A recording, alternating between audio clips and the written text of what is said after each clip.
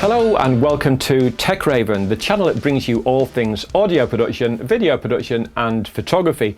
I'm Nigel Cooper and today I just thought I would do a quick little review on the PreSonus Eris 3.5 near-field studio monitors and the accompanying Eris Sub8 subwoofer that I've got down here on the floor. So I'm just going to quickly go through the pros and cons. What I'm not going to do is any kind of audio test because that would be impossible. You get some people on YouTube, which is fair enough, that put microphones in front of monitors and they try and give you an idea as to what they're going to sound like. But for me, that's kind of pointless because the microphone will colour the sound. And of course, you're going to be listening to them on headphones or different monitors again. So you're not going to have a clue what they sound like unless you're actually sitting here in front of them with me. So you're just going to have to take my word for it when I try and explain verbally what the sonic characteristics are of these monitors.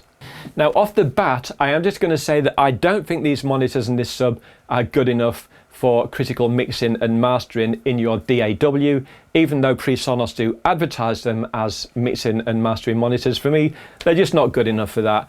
They're okay, but they just don't have the mid-range clarity and you know, the depth and the range. They're just not really good enough. They're not really up there in my opinion for that kind of stuff. You can just about get away with it for some basic things, but that's not why I bought them. The reason I bought these was for monitoring my synthesizer,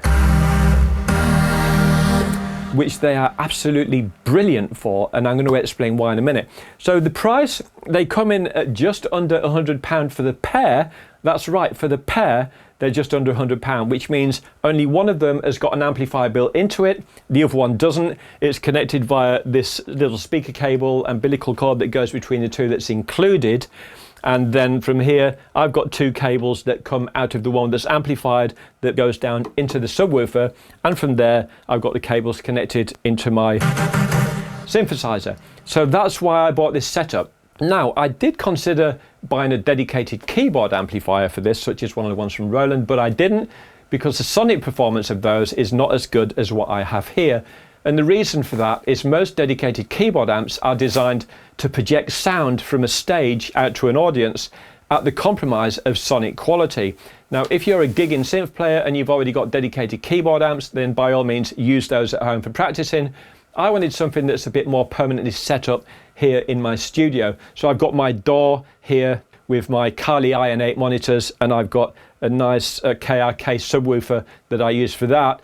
And then over here, I've got my MIDI keyboard controller and my synthesizer for when I'm practicing and composing. Okay, with regard to the build quality, they're made in China.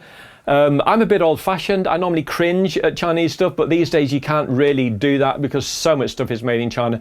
But these are made really well. They're to a really good build. I was surprised at how good they are. I love the little bass drivers that they have in here. They've got this kind of Kevlar look blue thing going on. The KRK Rockets have got this sort of yellow Kevlar, whereas with PreSonus they've gone for a kind of a blue thing, and I really like it. They just feel nice and strong, and they're going to be stronger than just a bare paper pulp bass driver. You've got this mesh grid here to protect the tweeter, and what I love about them, this is the best thing, is the on-off switch is on the front. Now, why don't all near-field monitor companies do this? I don't know, because with my Kali Iron 8s, you've got to faff around the back and feel for the switch. You think, where is it? Most monitors do this. I know Adams have got theirs on the front, and these have got them on the front, but I love PreSonus for that. And all monitor companies should put the switch on the front. I mean, how much more can it cost to drill a hole on the front of the monitor and just run a little cable to it rather than having it on the back? It just doesn't make any sense. The mind boggles. But that is what I love about that. I love the fact that they're just rounded off. They haven't got these sharp corners, so there's some design thought has gone into them. The subwoofer is the same thing continues. It's really well built. It's quite heavy because of the amplifier built in it, and it's got all the features that you would expect from a subwoofer, so I'm not going to go into all the technicals of that. You can check it out on the PreSonus website. Okay, so the way I've got these set up here is with the tweeters level with my ears. If you don't know about monitor setup, I'm sure you do, but in case you don't, you have the tweeters set level with your ears. Now, if you're looking at this on video, it might look like they're a bit higher than my ears. They probably come to about here, but the speakers are tilted down slightly on these wall brackets, so the tweeters are actually coming down at a level with my ear. Because when you set monitors up, when you're in the playing position, you're supposed to have the tweeters level with your ears or pointing down to your ears. on this sort of distance that forms a triangle. So if it's 1 meter between these two tweeters, between there and there, it's supposed to be 1 meter between that tweeter and this ear, and that tweeter and my right here. So you've got 1 meter from there to there and 1 meter from there to there. So it forms this kind of perfect triangle. So when you're playing, you're just engulfed perfectly within the stereo field, which brings me on to another positive of these. Because of the design of the tweeters and the shape of the front cabinet and the bass units, the stereo field is nice and wide. It's just got this lovely wide. So when I'm playing, if I'm moving my head sideways or back and forth a little bit, the sound doesn't change because that stereo field is just nice and wide. If that is too focused, as you move your head up and down, you start to lose the top end and it starts to get a bit woolly. But with these, it doesn't matter where I move.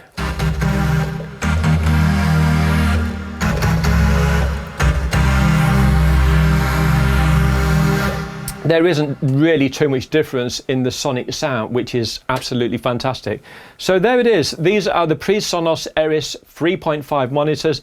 You can get bigger ones. They come in a size up and another size, I think like 5 and maybe even 8 inch or something like that.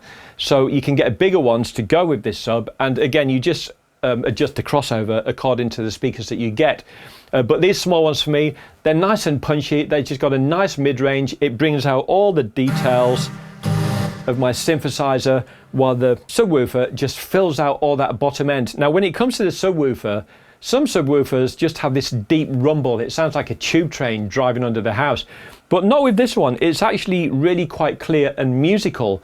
So the combination of the sub and the monitors just yields itself this really beautiful full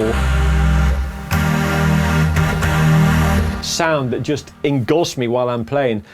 Just under £100 for the pair and another 160 for the subwoofer. You're talking about £260 UK price for the monitors and the sub. So at that, you just can't go wrong. And for monitoring the synthesizer, it's absolutely brilliant. Again, I don't really recommend them for DAW work, but for monitoring the synth, they work a lot better than a dedicated keyboard amp would. Okay, I just want to drop something in really quickly. I bought these monitors and the subwoofer off Amazon personally at full price, and I noticed that a few people have complained about a low humming noise coming from the speakers. Now, I actually put this down to end user error, because a lot of the time when people complain about things, especially with software, it ends up being a user error rather than the hardware or the software.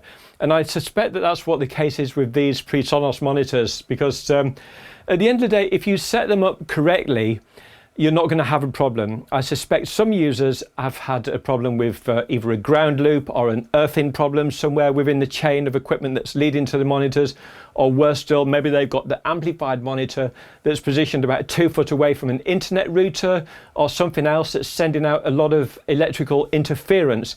So as long as you're sensible, don't put your router on top of the amplified speaker, and just make sure there's no sort of ground loops or any other kind of electrical interference in the immediate vicinity of the amplified speaker, and that you haven't got any earthing problems with any of the equipment in the chain, and you should be fine. So I would ignore the thing about a low humming noise coming out of these monitors, because I suspect most of that is end user.